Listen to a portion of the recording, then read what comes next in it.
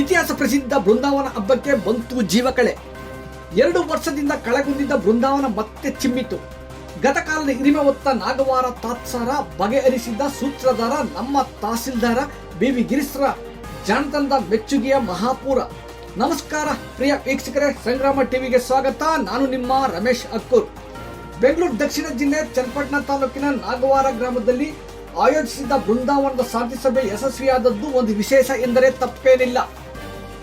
ಗ್ರಾಮದ ದಲಿತ ಸಮುದಾಯಕ್ಕೆ ಗ್ರಾಮ ದೇವತೆಯಾದ ಲಕ್ಷ್ಮೀ ನರಸಿಂಹಸ್ವಾಮಿ ದೇವರ ವಿಚಾರದಲ್ಲಿ ಮಲತಾಯಿ ಧೋರಣೆ ಅನುಸರಿಸಿದ್ದರಿಂದಲೇ ಕಳೆದ 2 ವರ್ಷದಿಂದಲೂ ಗ್ರಾಮದ ದೊಡ್ಡ ಹಬ್ಬ ಬೃಂದಾವನಕ್ಕೆ ಬ್ರೇಕ್ ಆಗಿತ್ತು ಎಂದೇ ಹೇಳಲಾಗಿದೆ.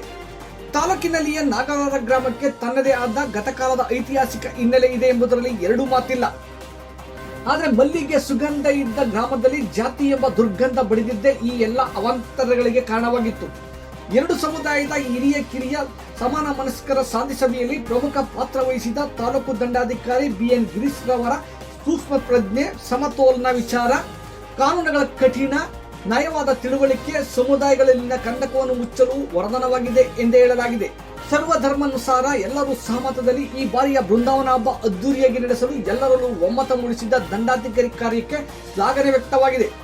ಈ ಸಂದರ್ಭದಲ್ಲಿ ಸಮಾಜ ಕಲ್ಯಾಣ ಇಲಾಖೆಯ ಸಹಾಯಕ ನಿರ್ದೇಶಕರಾದ ಸರೋಜಮ್ಮ, ಗ್ರಾಮಾಂತರ ಪೊಲೀಸ್ ಠಾಣೆಯ CPI ಪ್ರಕಾಶ್, MK ದೊಡ್ಡಿ ಪೊಲೀಸ್ ಠಾಣೆಯ PSI ಸಹನಾ ಪಾಟೀಲ್, ನಾಗವಾರ ಗ್ರಾಮ ಪಂಚಾಯಿತಿ PDO ಲೀಲಾವತಿ, ಗ್ರಾಮ ಲೆಕ್ಕಿಗ ರವಿಕುಮಾರ್ ಹಾಗೂ ಗ್ರಾಮದ 2 ಸಮುದಾಯದ 106 ಮುಖಂಡರು ಹಾಜರಿದ್ದರು.